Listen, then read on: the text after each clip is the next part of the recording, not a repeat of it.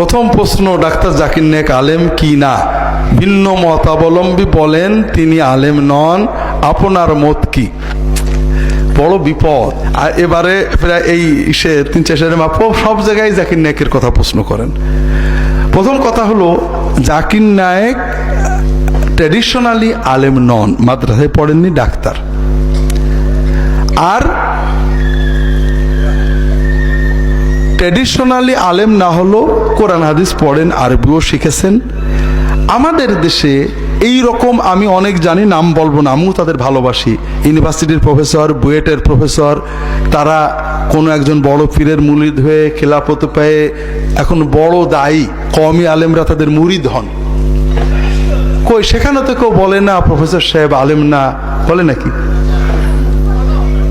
তাহলে একজন professor engineering পড়েছেন, ডাক্তারি পড়েছেন, একজন পীরের মুরিদ হয়েছেন, নিজে কিতাবপত্র পড়েছেন, তবলিগের সাথী হয়েছেন, এখন দিনের দাওয়াতের কথা বলেন।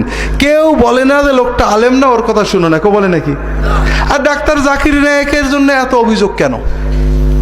এটা কি যার দেখতে নারী তার চলন বাঁকা, ঠিক না? উনি আলেম না, উনিও দাবি, কিন্তু উনি আলেম না হলেও আলেম, উনি পড়াশুনো করেন, অনেক পড়াশুনো করেন।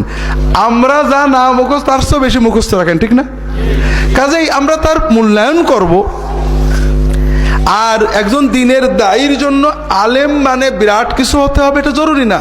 তবলিগের জামাতে, জামাত ইসলামে পীর মাশায়েখদের ভিতরে অনেক মানুষ আছে, পীরের খলিফা হয়ে পীর হয়েছে, আলেম না। তবলিগের আমির হয়েছে, আলেম না। দিনের দাওয়াত দেয়, আছে না নেই? জামাত ইসলামের আমির হয়েছে, আলেম না, আছে না নেই? তিনি যখন ওয়াজ করেন, দাওয়াত দেন, কেউ তো বলেন ও আলেম না, ওর কথা শুনো না। আমরা এই কথাটা বলি শুধুমাত্র বিরোধিতার জন্য বিরোধিতা, এটা হলো প্রথম কথা। 2 নম্বর কথা হলো, আমি আপনাদের সংক্ষেপে শুধু বলি, এই ধরনের অনেক কথা থাকে। ডাক্তার জাকির নায়েকের আমি ভালো চিনি তা নয়, যদিও আমি তার সাথে সাক্ষাৎ, তিনি আমাদের সাথে সাক্ষাৎ করেছেন, দেখছি।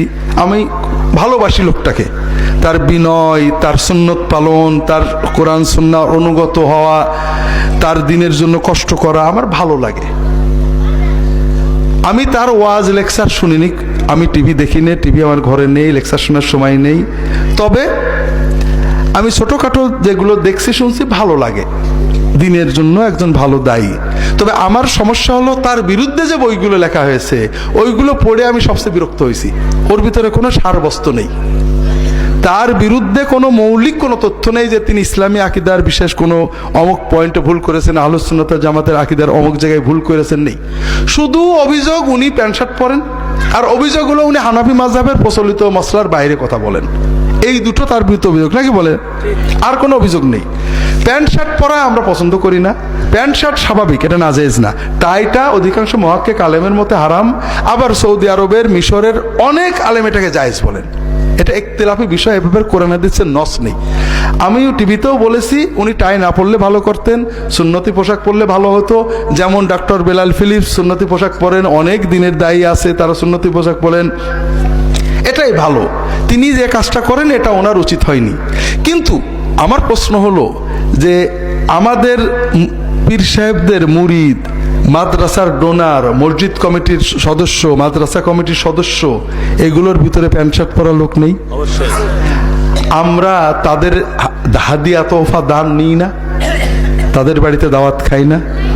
কাজেই প্যান্ট শার্ট টাই পরা যদি এত কঠিন দোষী হতো তাহলে আমরা কেন ওনাদেরকে বর্জন করি না? তার মানে এটা এত বড় কঠিন দোষ আমাদের মনেও নয়। যেহেতু জাকির নায়েককে পছন্দ করি না, তাই এটাকে দোষ বানাইছি। কথা বুঝতে পেরেছি?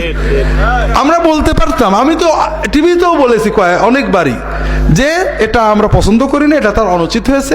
তবে এটার কারণে তার আমরা অন্যায়কে অন্যায় বলবো, ভালোকে ভালো বলবো।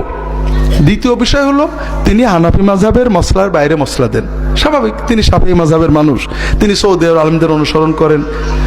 আমরা হানাফি মাযহাবের মসলা টিভিতে দিই। এখন একজন শাফিঈ মাযহাবের লোক, আহলে হাদিসের লোক, আমার ওয়াজ টোয়াজ শুনে আহলে হাদিস হলো না, হানাফি হয়ে গেল। আমি কি ফিতনা করলাম নাকি? আমি তো আমারটা বলছি। যদি ভালোই হয় তাহলে উনি শাফিঈ মাযহাবের লোক, উনি আমার কথা বলবে, উনিও তো ওনারটাই বলবে। ফিকহ তো উদার, আমরা নিজেরাই বলি সব মাযহাব ঠিক।